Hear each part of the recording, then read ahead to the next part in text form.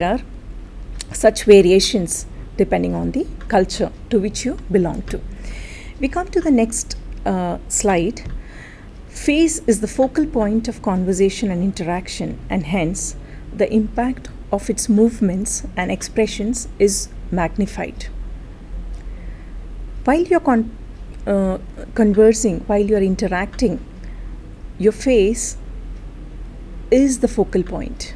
Anybody with whom you interact, it's on the face that they look at, and they try to derive the message, to get the message, and that message is communicated through face, and therefore it is in a more magnified form, and therefore the impact is much more. Let us go to the next slide, please. Benefits of facial expression. If we believe that 86% of the communication is through nonverbal, that is the body language, then definitely, and if facial expression is the focal point of all that, then definitely it has to have a lot of benefits. It is very important to understand the facial expressions, the right kind of facial expressions that are required while you communicate. It helps to encourage further interest and interaction.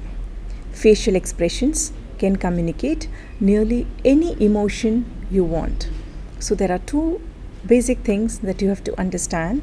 Number one, that if you carry a very soft, smiling kind of a face, and if you try to be gentle through your facial expressions, it helps you to interact with people whom you meet. It can generate interest. People will be encouraged, people will feel encouraged to talk to you, and that is how it becomes beneficial. Facial expressions can communicate nearly any emotion you want.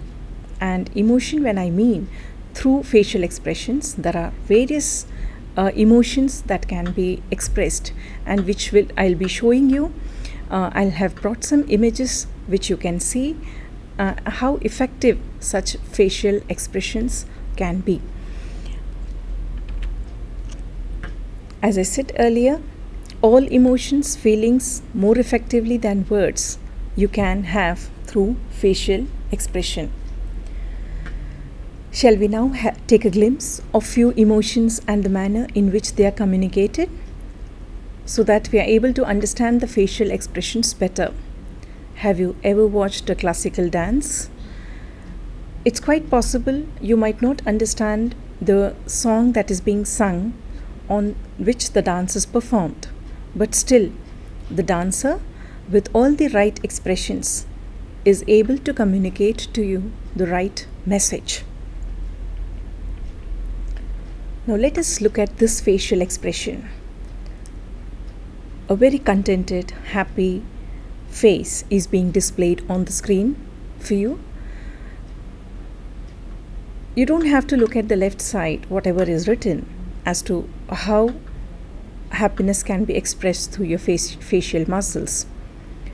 It has been shown there: lips full back and up at the corners. You can see that. Cheeks raise up. So-called crow's feet wrinkles become noticeable on the outside of the eyes. This is how a face appears to be when you are extremely happy. So by looking at this picture, you can try to develop this kind of a expression. It comes naturally when you are happy, but at times, in situations where you do not want to display your correct emotions, then this is an art which can be developed. Let us look at the next expression. It shows fear. Without having seen what is written, you immediately make out the face tells that the person on the screen is expressing that fear. Mouth opens slightly, lips are tense, eyebrows rise up and together, forehead wrinkles in the center, upper eyelid rises up. That is how fear is expressed.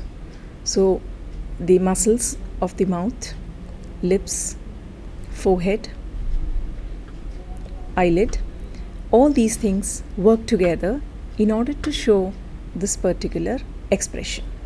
Let us have a look at the next slide. Disgust. When you see something disgusting, this is the right expression that we naturally try to show. Nose wrinkles up, cheeks raise up, eyebrows lower, upper lips rises up, lower lip may be raised up against the upper lip or lowered slightly and pushed out. Anger. It is said that when you smile, there are very few muscles that are to put to work, but when you frown, there are more number of muscles which get stressed out. So it's always good to keep smiling. Now let us look at the face and the expression of this young gentleman on the screen. Anger. Eyes stare, contracted pupils bulge out, eyebrows lower, they come together and creating wrinkles between them. Lips may be tense and pressed together or tense and open.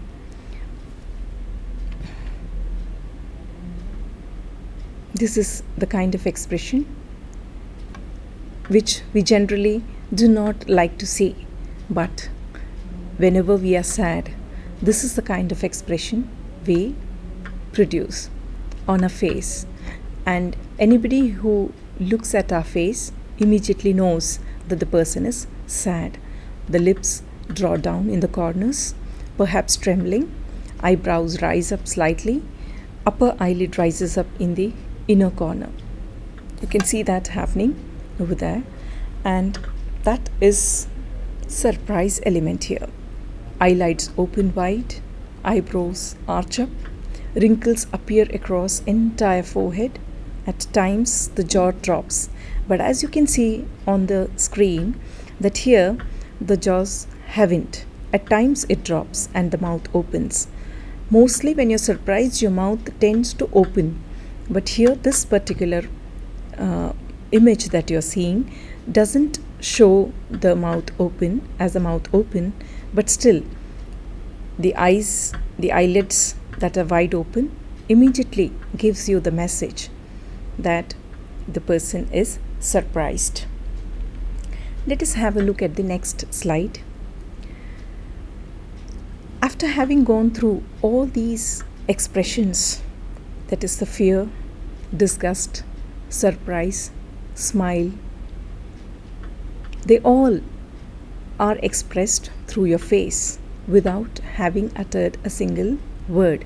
So now you can understand the effect of facial expression, how much it can influence somebody, how important it is to understand the non-verbal communication, because if we fail to understand non-verbal communication, if we fail to understand the nuances of facial expressions, it is quite possible that we send the wrong signals. No matter what words we use, but our faces do not lie, and it is said that face is the index of mind. So through all the slides that you saw, through all the expressions that were being displayed on the screen, you have got the right message as to how we try to emote and how we try to show our feelings through facial expressions. Today's topic covers two major points which come under non-verbal communication. We've already discussed about the facial expressions, how facial expressions have cultural significance. The expressions in a particular culture might differ from what you have in a different culture. The next thing we have to look at it is the tone of the voice. Voice is a very important aspect of non-verbal communication. You might think that voice, how could it be a part of non-verbal communication? Because voice emanates sound, it means sound. But yes, by voice I do not mean words. Voice include the tone in which you speak, the pitch that you use, the emphasis that you lay on certain words, and the tempo, the speed with which you talk. All these are very, very important when we talk to somebody, because the tone, even if you're using very nice words to impress someone, but your tone itself gives way to your emotions and your feelings when you talk. So therefore, to be able to modulate the voice, to be able to talk in a particular pace, all this is very important so that you can be an effective speaker, so that people like to listen to you, and therefore tone of the voice plays a very, very important role here. Let us look at the next slide, so that we are able to understand by tone what we mean. There are different kinds of tones that can be produced. Like you can see, sometimes the tone suggests that you're very warm. It's a soft tone that you use. That means you're very warm, you're very enthusiastic. By the tone you know that whether you're bored, whether it's a monotone, or whether you are expressive. These are the things that are expressed through your tone, the tone of the voice. In the similar manner, you have this pitch which is used. It could be high pitch, low, ending words or phrase on an up or a down tone. So tone and pitch, these two things are very important when we talk to somebody, because if you have a very high pitch, it can be very jarring to the ears. I mean, you do not like to listen to somebody who has a very high pitch and is shouting at a very high pitch. But a low, soft kind of a voice really generates interest. You would want to listen to the person more and more.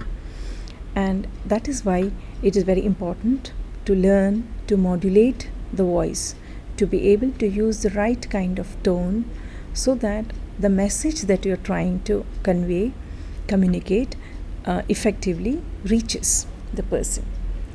A lot of training can be had, especially in this field, because it's very important to modulate your tone.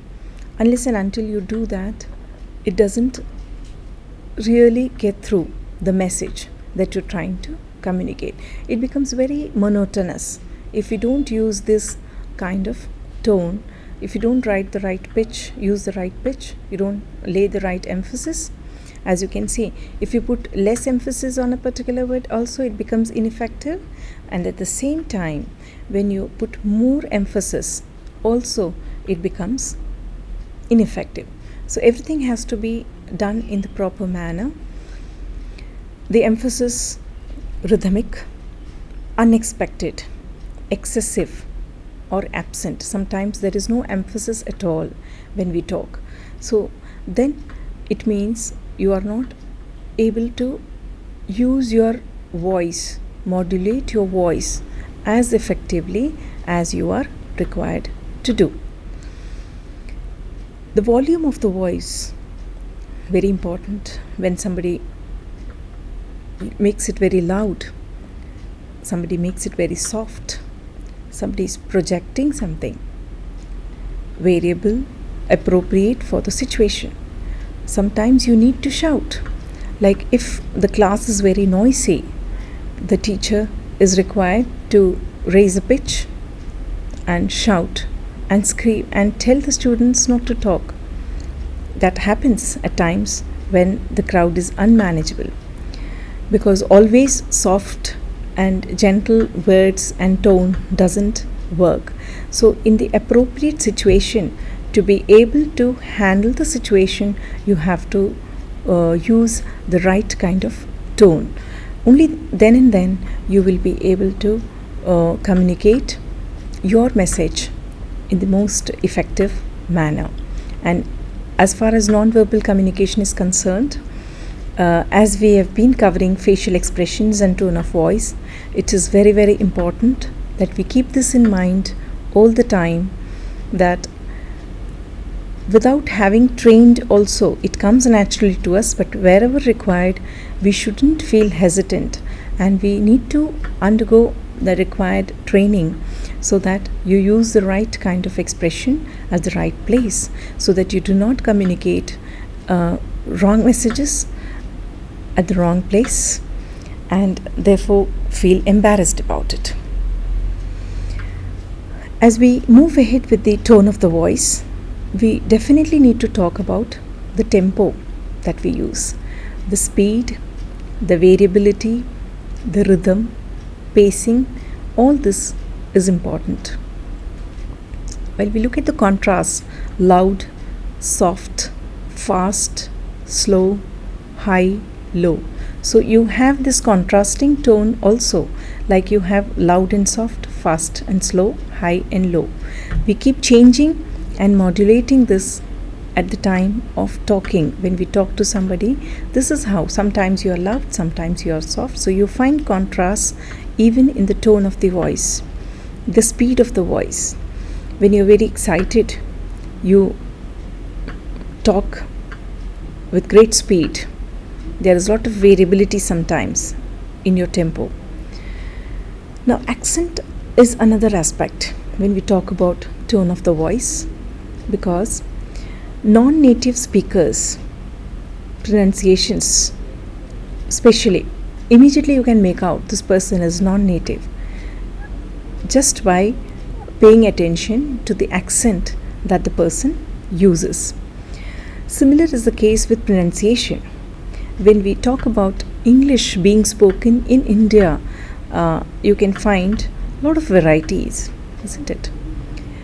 We call it as Indian variants of pronunciation. But it also depends on the region from which one comes. And it is easy for us to identify the region to which the speaker belongs, just by paying attention to the accent of the speaker. If a North Indian speaks English in a particular manner, or a South Indian speaks in a particular manner, you are able to understand that this person has got that